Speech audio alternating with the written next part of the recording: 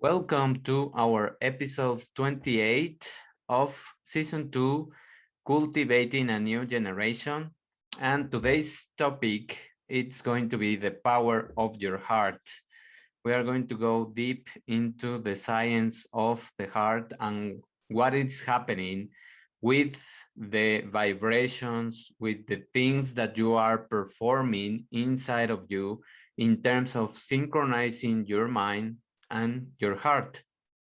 Have you felt recently that your mind sometimes wants one thing, but your instinct, usually that is your heart, wants another? How many times you have taken the wrong decision or act negatively due to your emotions and just acting impulsively? We all have experienced these kind of contradictions that come from an incoherent pattern between our mind and our heart. I can bet that when you are experiencing a sensation of pleasure, relaxation, happiness, and everything seems to match, you have a deep sensation of being whole, wholeness, satisfaction, and probably of gratitude because all those positive emotions are acting together in your body and they are creating a homeostatic state commonly known as balance. And in those moments, even if you are around a person that has a cold or that is just whining, nothing can break your coherence pattern because the magical chemicals that you are releasing in your system are protecting you because the vibration you are emitting doesn't match with those negative vibrations that other people can have. We assign a label to our emotions based on the fact that they cause a positive or a negative effect in our lives. But of course, they are also producing the same effect in our body, although we can't see it. But there are chemical signals, there are epigenetic markers, and we only don't have that awareness that many times internally we are also disrupting those homeostatic events. Every interaction we have with people, events, or common circumstances of life will have an effect on us according to our perception, according to what we are having in our environment, resonating with our emotional software installed, which are our patterns, our beliefs, or reacting with those programs that we have been conditioned to believe by our parents or our caregivers. All the sensory information that we are perceiving from the external world is perceived through our five senses. Let's take, for instance, your sight. Our eyes will take abstract images or physical shapes translated into a language that our body can understand, which is usually our internal voice. So we are translating every kind of image and interaction. That means also the things that you watch in series, in movies, or in anything that you are perceiving in your eyes through an internal voice, and it is transformed into a vibrational wave that has energy, which now is able to emit and produce an effect inside of us. That's how we translate everything into chemistry. The words and noises we hear, as well as the images, they are going to be translated also into the vibrational realm, which is first perceived by our heart and then signaled to the brain into a chemical language that will travel through the system's organs, producing effects caused by a set of chemical reactions, biochemical reactions that we have inside of us.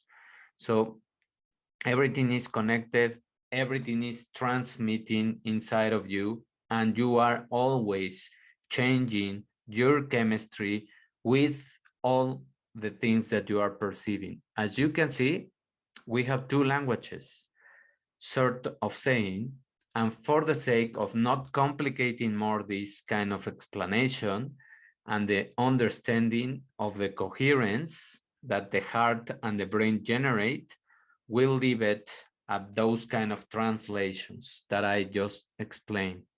Our external assets of senses, which are our eyes, the ears, the skin, the tact, have the first encounters with all the stimuli that we are receiving. Then those perceptions have to be translated into those chemical signals. In the middle of the translation, we have a vibrational component. Those energy vibrations that are emitted internally will turn our internal biological machinery and will produce a series of reactions that will eventually lead to an internal positive or negative response. That's how we are translating everything that we are perceiving, depending on the kind of emotion that you generated with any of those five senses. That emotion within you is influenced by all the patterns and programs installed when you were a child. That's why when we are children, our reaction to the environment doesn't stick with us so long. But when we grow up, we are becoming or pulling those kind of beliefs because we are not yet that polluted. When we are children, we release easily the things of toxic environments. And this is true because you have a kind of a smooth childhood experience. You are not polluted, contaminated with all of those beliefs. However, children that are exposed to more and more negative triggers or behaviors through their development, the perception of things start changing. And sadly, we are more reactive to external stimuli. And we also tend to maintain those negative effects for a more prolonged period of time. So those are the studies that we have seen. That is the research in terms of the damage that can be done or performed by repetitive negative environments. And these short cycles of how we are processing our sensory information is what starts to generate a set of behaviors towards those stimuli, which if we were conditioned to react poorly or negatively, then we are going to develop a reactive personality, consequentially evolving into a judgmental character, and if not detected or modified, will turn out to be the victim personality that we see every day in many people that have been conditioned to react like that they have a minimum of 5 to 10 years of being victims of their lives because they have been conditioned, because they have been seen examples. Coherence in ordinary language means correlation, a sticking together attitude, or connectedness, also a consistency in the system. Thus, coherence in this context will refer to wholeness and global order. This is coherence as a distinctive organization of the parts of how we assemble the puzzle, the relations among which generate an emergent whole that is greater than the sum of the individual parts. What does this mean? This means that we are assembling the puzzle with every experience that we have, with every stimuli and environment that we have, and then we construct a personality. That's why many people develop some personalities to cope with the reality that they are having, or some start developing manipulative structure. In the example of organizing the words in a coherent sentence, The meaning and purpose that we convey by the arrangement of the words is greater than the individual meaning of each word. So if we separate the words, probably we won't find a meaning. But if we have a sentence, we have a structure, then we have meaning and we have coherence. That's why it is important to note that all systems, they need to produce any function or action must have the property of global coherence. Global coherence doesn't mean that everybody or all the parts are doing the same thing at the same time. Think, for example, of a jazz band that is playing, where the individual players are each doing his or her own thing, yet keeping in tune and step with the whole band in the right moment will create coherence and will create a melody. Coherence in this sense maximizes the local freedom and the global cohesion of the noises or the music to have resonance with the musical team. They have to match and all of them have to be synchronized. The same happens in your body. In a living system, global order or coherence must be sustained and maintained over time. For example, the biochemist or geneticist Mai Wong Ho in 1998 has suggested that the whole living system is a domain of coherent autonomous activity that is coordinated across a continuum from the molecular to macroscopic to social levels. This means that we are atoms, we are molecules, then we create a structure of a cell. The cell has many micro organs inside of them, and all of that start creating tissues, then organs, then systems, then the individual, and then that individual is in a collective community. We have then a neighborhood, and then we create a society. That's how we are going in order of the structures. Internal coherence with the external stimuli is of paramount importance to develop a resilient personality and to be able to cope with real life. The external chaos or incoherence that governs many settings sometimes is not so easy to regulate or to make it more bearable for us. However, if we develop a discipline to have an internal strong coherence between what we see, what we hear, or what we feel, with the interpretation that we give it to us, then we will be able to withstand more successfully our everyday interactions, our response to the events that not always come out the way we picture them, and eventually that internal peace and coherence will have an effect in your outer world. All these theory and research facts will help us to develop a model to cope better with life challenges. So let's take a real life example to put it into action and explain better the brain and heart coherence that allows you to reproduce in your everyday life. Let's say that you have a meeting with your boss and your team, which is very important. The topic of the presentation that you will deliver talks about patience and resilience in the workplace. You have prepared for the meeting.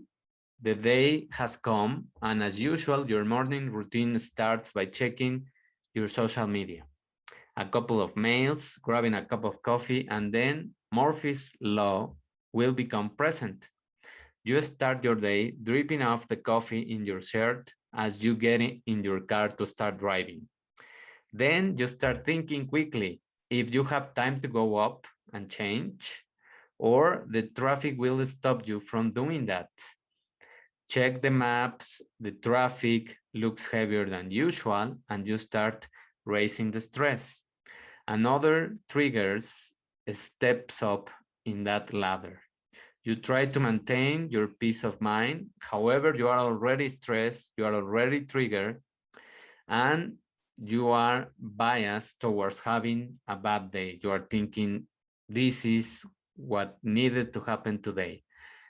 Though you are everything in your power to avoid the repetitive set of painful and negative thoughts that are present in your mind, finally, you make it to your office with your fashionable stain of coffee in your shirt, which you are more worried than people really noticing it. So they are not paying attention to your shirt and the stain of coffee.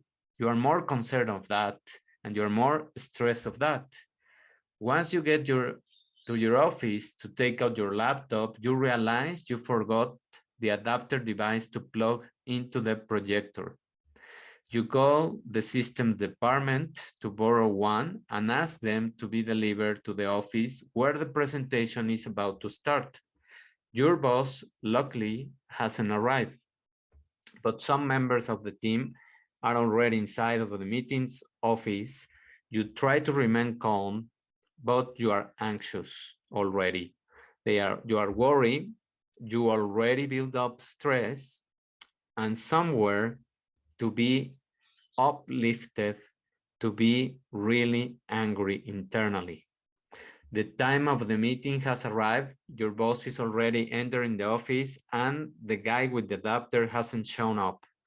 Therefore, you call from there to pressure, and you start giving the presentation by improvising an introductory speech. Some members of your team will start noticing that you are nervous, and you interpret their look as if they were noticing your coffee stain. Some of them start laughing with each other, and that just makes it worse. Therefore, you snap at them and start attacking them, saying that they should be ashamed of their childish behavior just for a coffee stain. They look at you ashamed and surprised because, of course, they haven't even noticed the coffee stain.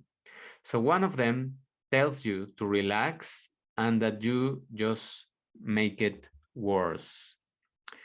By telling you that you should be relaxed, you already have a lot of triggers, you already have accumulated stress.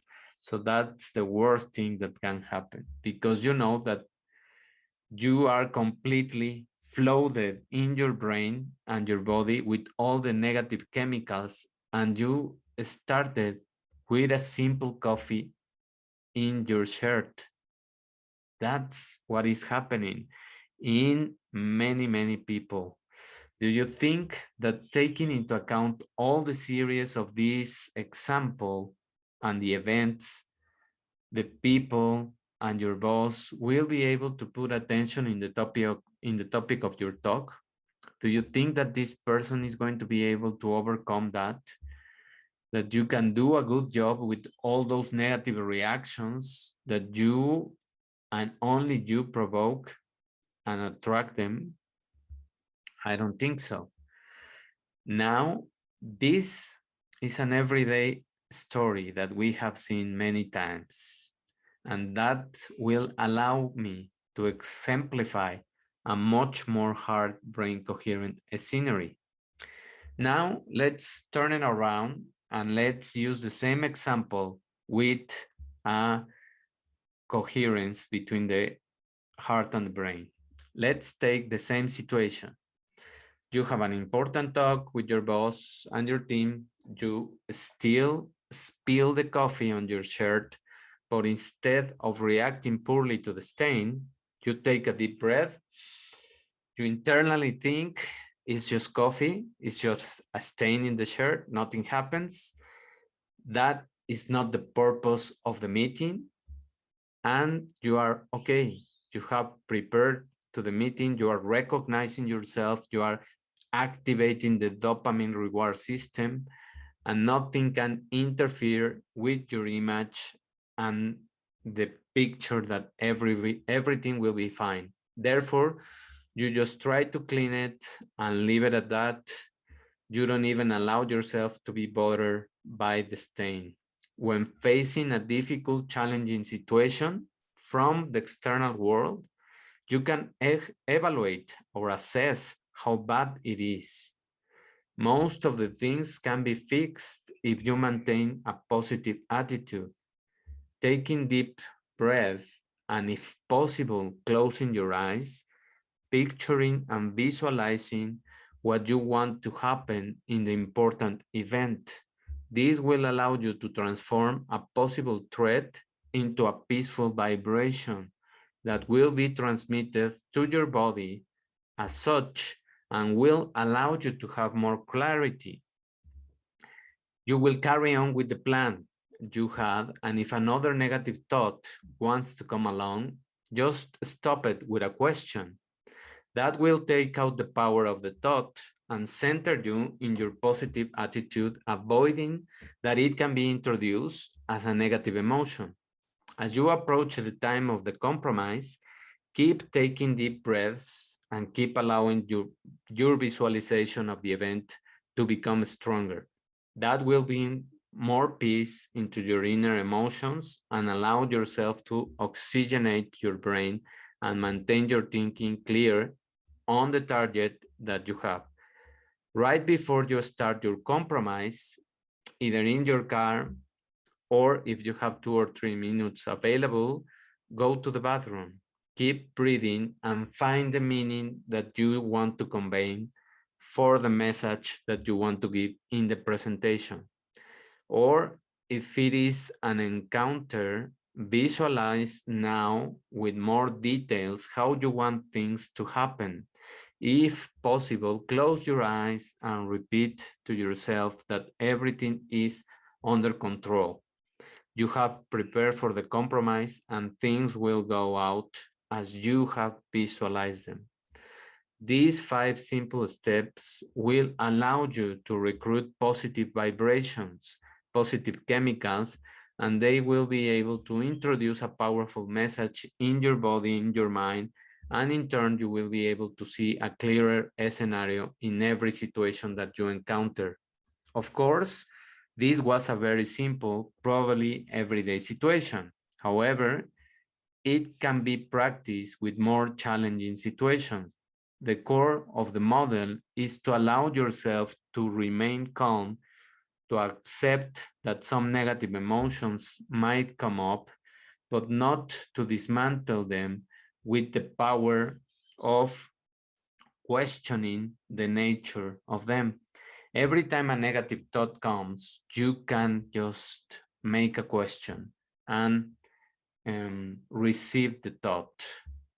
Then you will be able to take away the negative emotional power and just see them as imaginative scenarios that will leave you with a natural setting, and that will allow you to restructure your mind and to take more calm into breaking the power of the negative emotion. In the research, heart rhythms are associated with positive emotions, such as appreciation.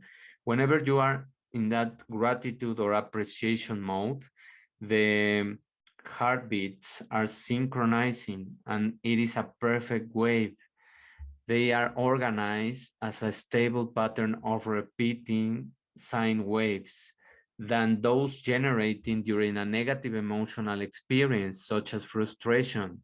When we observe that this association between positive emotional experience and this distinctive physiological pattern, it is evident in studies conducted in both the laboratory or the natural settings that spontaneous emotions and intentionally generating feelings can help you to create a coherent pattern. Our research, or the research that they have done in the heart setting, has shown that negative emotions such as frustration, anger, anxiety, and worry will lead to heart rhythm patterns that appear incoherent, highly variable, and erratic. So they are just erratic points that go up and down, and that's how your heart is feeling. You are creating incoherent signals. Overall, this means that there is less synchronization in the reciprocal action of the parasympathetic and sympathetic branches of the autonomic nervous system. What does this mean? This means that you are taking out all of that incoherence into the chemical signature that you are going to travel through your body, and you are going to have problems either with anxiety, you are going to have a stomach ache, or you can have a headache. So because you are producing a lot of stress. In the research of the people that is doing the heart math association of these patterns, the physiological responses correlate with positive emotions, and they have found that when certain positive emotional states are promoted, such as appreciation, compassion, or love, they are intentional maintained, you create a coherent heart rhythm pattern that can be sustained for longer periods, which also will lead to an increased synchronization and entrainment between multiple bodily systems, because it is characterized by distinctive psychological and behavioral correlates, as well as by specific patterns of physiological activity throughout the body that will introduce the term of psychophysiological coherence to describe this mode of functioning. So self-regulation of those emotional experiences is key to have an intentional regeneration of sustained positive emotions, the driver of a shift into a coherent pattern of physiological activity. Emotional self-regulation involves moment-to-moment management of distinct aspects of the emotional experience. One aspect involves the neutralization of inappropriate or dysfunctional negative emotion. The other one requires the self-activated positive emotion as appreciation, compassion, and love, rather than escalating into feelings such as excitement, euphoria, and rapture, which are associated with more unstable psychophysiological patterns. So what is happening inside of you is that every time you have those kind of triggers or emotional impacts, you have two choices. You either escalate and focus on the negative emotion and ruminate and project that into your whole day, and you create a spiral, or you have another option. You start breathing, you start closing your eyes, if you can, if you are not driving, of course, and you start creating coherence. You start leaving the thoughts because they are going to come anyway. So just leave them and focus on the visualization of the event or the compromise or the encounter that you have. And as much as you can, give it the positive detail of how do you want to have that interaction.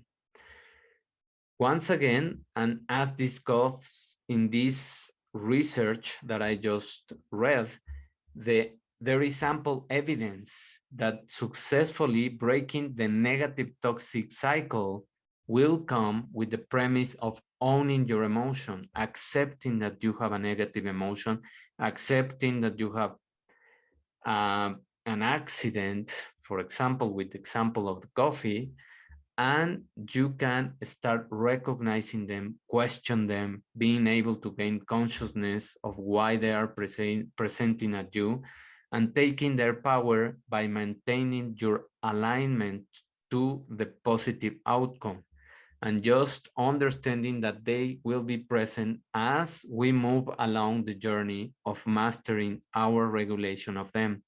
So this is just a habit. We have to be repeating it every day and throughout the day. However, you can and you will be able to overcome them if you keep a gratitude mindset of each of the steps that you are applying. If in the first attempt doesn't come out as you expected, keep your positive attitude and outlook of the visualization that you previously created. Don't give up and don't let the turmoil or the ruminative thinking to start giving you anxiety or sadness. You have to remember that you have a lot of possibilities at your disposal. However, there is a strong requirement to be met, and you need your will, you need your action, you need your intention and your mindset to have alignment and to generate a positive visualization of every item that you want to come as expected in your life. Nobody else can do it. That can It's just a matter of practice. You cannot rely on external aids. You cannot rely on shortcuts. No one else can do the job. It is just the practice that you will handle by creating those kind of stop signals. Whenever you feel that you can't or that is difficult, you don't have the discipline or patience. Think that when you were younger, specifically when you were a child, you were able to use your imagination to create all sorts of scenarios and stories in your mind. So I bet 90% of them in those stages were positive. That means you can do it again. You are still that child. You just have to get rid of all the dirt layers that society, media, and maybe your parents put on you. But now it is time to get rid of them. You are an adult. You can be responsible. You can own everything that is happening, and you can start rebuilding a new persona, a new mindset, a great heart and mind coherence that will lead you to the things that you want in your life, either meetings, encounters, events, goals. Everything that you want can be achieved by controlling the power of your heart. Your heart is not just a blood pumping system.